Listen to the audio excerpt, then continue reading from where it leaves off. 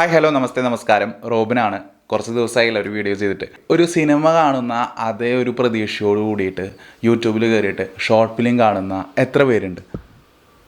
ചോദിക്കാൻ കാരണം മറ്റൊന്നുമല്ല, ഇത്ര ചിന്തിച്ചാൽ മതി. മലയാളത്തിൽ ലേറ്റസ്റ്റ് ആയിട്ട് ഇറങ്ങിയിരിക്കുന്ന ഷോർട്ട് ഫിലിംസ് അന്വേഷിച്ച് കണ്ടുപിടിച്ച് കാണുന്ന എത്ര പേരുണ്ട്?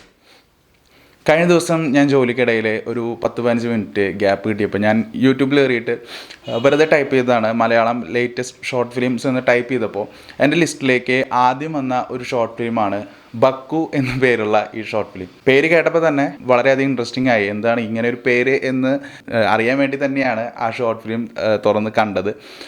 പക്ഷേ സത്യം പറയാലോ, ആ ഷോർട്ട് ഫിലിം നമ്മളെ ഞെട്ടിച്ചു എന്ന് പറയാം. ഒരു ലവ് ട്രാക്കിലൂടെ പോകുന്ന വളരെ പീസ്ഫുള്ളായിട്ട് നല്ല BGMോട് കൂടിയിട്ട് നല്ലൊരു പ്രണയകഥ പറയുന്ന ഒരു ഷോർട്ട് ഫിലിമാണ് ബക്കു എന്ന് പറയുന്നത്. അതിന് താഴെ തന്നെ ഒരു പ്രണയകഥ എന്ന് എഴുതിയിട്ടുണ്ട്.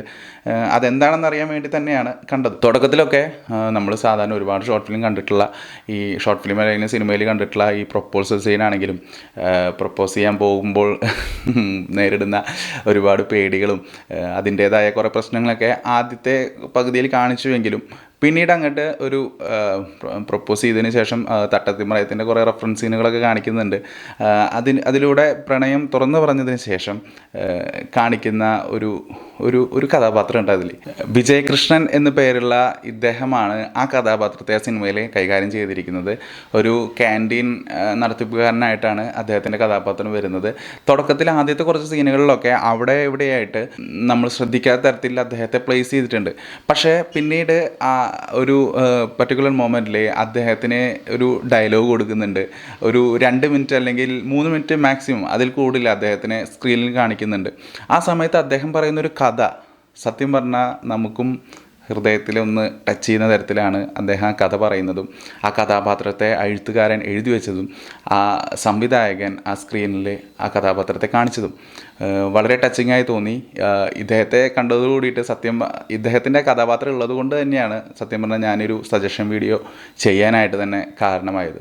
എന്തായാലും ഒന്നും പറയില്ല, ഇദ്ദേഹം വന്നതിന് ശേഷം തുടക്കത്തിൽ കണ്ട ആ ബക്കു എന്ന കഥാപാത്രത്തെയും ആ കുട്ടിയുടെ പ്രണയത്തെയും ഒക്കെ സത്യം പറഞ്ഞാൽ ഞാൻ മറന്നുപോയി.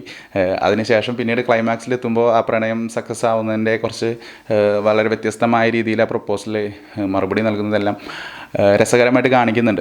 ഓവറോൾ നല്ലൊരു 14 മിനിറ്റോ 15 മിനിറ്റോ ഉള്ള ഷോർട്ട് ഫിലിം നല്ല രസകരമായിട്ട് കണ്ടിരിക്കാൻ തോന്നി. ഇത്തരത്തിലുള്ള ഷോർട്ട് ഫിലിം എടുക്കാൻ പറഞ്ഞാൽ സത്യം പറഞ്ഞാൽ നമുക്ക് പറ്റിയില്ലെങ്കിലും റിവ്യൂ ചെയ്യാൻ ഞാൻ ആളല്ലെങ്കിലും ഞാനൊരു സജഷൻ വീഡിയോ ആയിട്ടാണ് ഞാനത് ചെയ്യുന്നത്. യൂട്യൂബിൽ കയറിയിട്ട് നിങ്ങൾക്ക് ലേറ്റസ്റ്റ് ഷോർട്ട് ഫിലിം എന്ന് ടൈപ്പ് ചെയ്താൽ അല്ലെങ്കിൽ ബക്കു മലയാളം ഷോർട്ട് ഫിലിം എന്ന് ടൈപ്പ് ചെയ്താലോ നിങ്ങൾക്ക് ഇത് കാണാവുന്നതാണ്. തീർച്ചയായും കാണുക. നിങ്ങളുടെ അഭിപ്രായങ്ങൾ ആ ഷോർട്ട് ഫിലിമിലെ കമൻറ്റിൽ എഴുതുക. ഒരുപക്ഷെ അത് ചെയ്യുന്ന വ്യക്തികൾക്ക് ഇതിനേക്കാളും നല്ല ഷോർട്ട് ഫിലിം ചെയ്യാനായിട്ട് അത് പ്രചോദകമാകും.